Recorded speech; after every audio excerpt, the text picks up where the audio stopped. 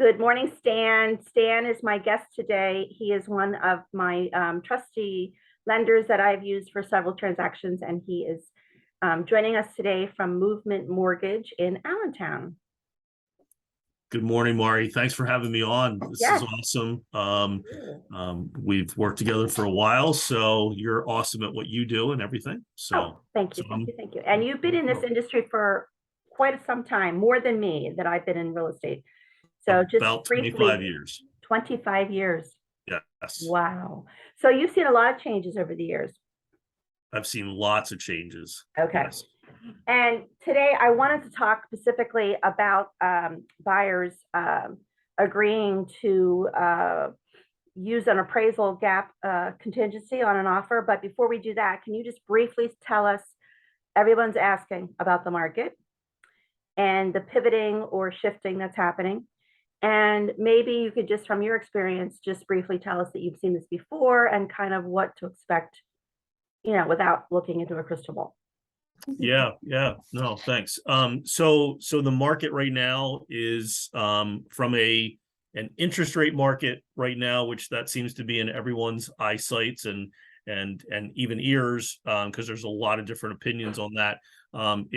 Just take today. We're waiting for job numbers were supposed to be out today. I haven't looked at any of those to see where they are, because anything from job numbers to inflation, all of these things affect mortgage interest rates. So when the economy is doing really, really good is when generally interest rates start rising. In fact, in this case, though, we have inflation, which inflation is the arch enemy of mortgage interest rates. So inflation rises, as we've seen, going into the 8 and 9% area. That's always going to push mortgage rates up. So then what the Fed does, or Fed is supposed to do, is they're supposed to increase mortgage or increase the Fed rate to then that's supposed to slow down things and actually level out mortgage interest rates. The problem is the Fed is not always proactive in doing what they should be doing ahead of schedule. They're more reactive. So that's why I've seen interest rates being more volatile, especially this past week. In the near future, in the next year and a half, we expect that more than likely the recession is going to be here. Interest rates will come back down. No one really knows what they're going to come back down to. In fact, from an investor standpoint, Wall Street's already pricing in the huge possibility that there's going to be an influx of refinances.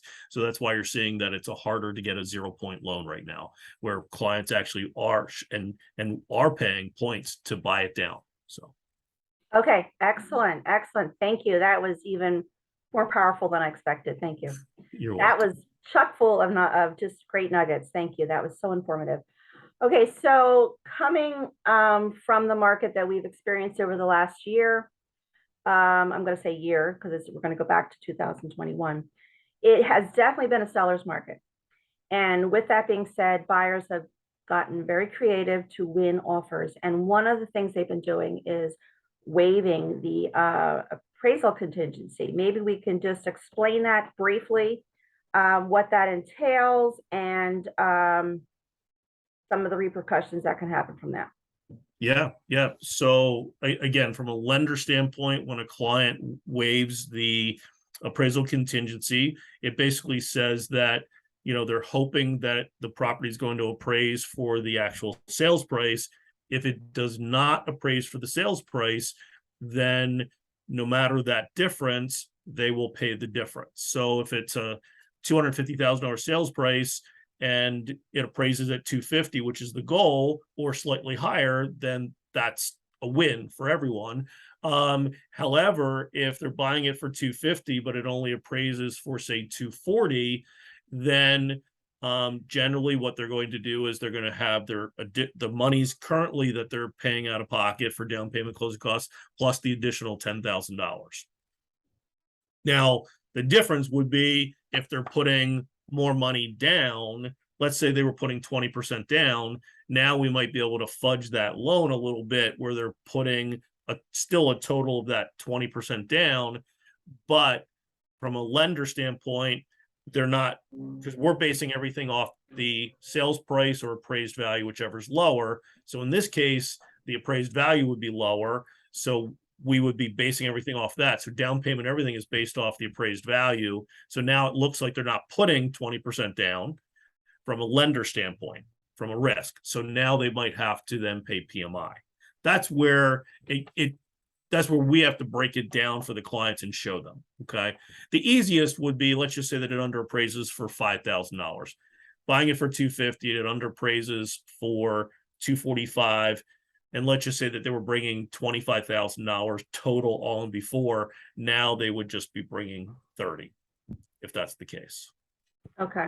Okay. And this is why it's really important that you are pulled into this scenario before we make this offer. A client really needs to understand, what they're doing, basically, where this money's going to come from, and what could be expected from them, basically, if they go into this agreement.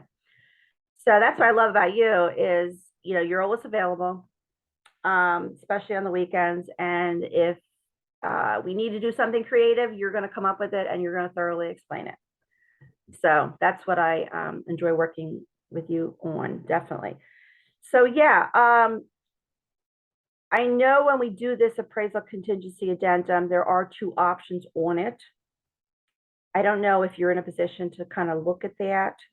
I do. I have it up on my other screen. Thank you so much, because there's so much confusion with this. Anytime PAR comes out with a new this is new last year, but this one really raised a lot of confusion. And I know myself, I got like tons of notes on my cheat sheet so I can explain it to my client when we're using it.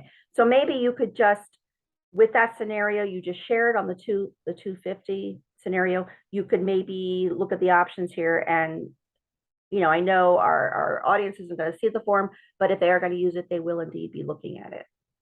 Yeah, well, if you just started option number one is where the very top line there is where you would put in what I call a stopgap. Let's just say that you're buying that same property for 250, and you wanted, for some reason you're basically saying, hey, if it appraises for lower than 245, that's where we're going to stop. So essentially they're saying, I'm going to pay $5,000 out of pocket. I'm not willing, if it appraises for less, I'm not willing to continue forward, or we'd have to go back and renegotiate. And again, that's from my side, from the lender side. What's great about this is what we do, Mari, is up front. I have a program that's a personalized buyer's guide, which actually lays it out. It's a web-based, and I can actually show clients all of these different options up front when they're going to put their offer in, what it might look like. It takes a little bit of time, but it actually is a huge help, because there are sometimes multiple options of how to navigate around that. Okay. So then option two, you're not having a stopgap. Is that basically what you're saying? No, you can still have the stopgap if you fill that in up top, is my understanding. So, but then each one of these different options here is actually going to allow that. You're right. I guess you could essentially waive that on your end. So, but if you fill in that stopgap up top, then yes, you're going to have that stopgap. So what's nice about this also is the wording in here allows us, the lender, to go back, and then if it does underappraise, to then work on those numbers. It's my understanding you don't have to go back and do an addendum to the agreement of sale stating that everything is changing. So okay. If you go back to the mortgage contingency section in the first part of the agreement of sale, that's where everything is laid out. And here it actually overrides that part of it. Okay. That's interesting. You said that because they just had a change on the mortgage contingency on the agreement of sale. Oh, I didn't know that. Okay. They did last week. So okay. I'm still trying to get my head wrapped around that. And maybe we could talk about that another time. Okay, great. So this is a great tool. Have you seen a lot of clients use this? Yes. Okay. Yep. Seen a lot of clients use it. Lots of misunderstanding about how the form works. Definitely. A lot of clients didn't take the time to listen to their agent up front.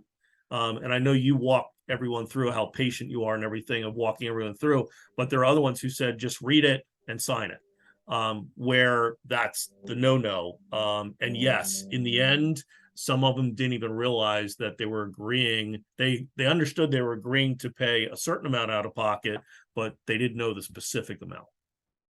Yes, I think with option 2, you remove all negotiation power. You're just paying it.